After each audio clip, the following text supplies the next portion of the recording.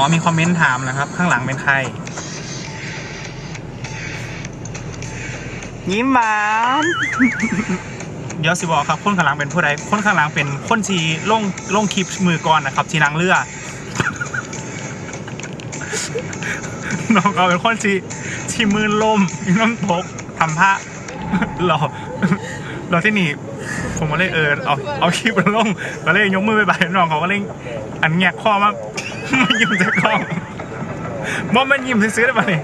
อันเลียดนี่เต็มโคบดังเต็มหน้าผากอยู่ก็มายิ้มใส่กล่องน้ำห้อหน่อยไหมโอเคครับ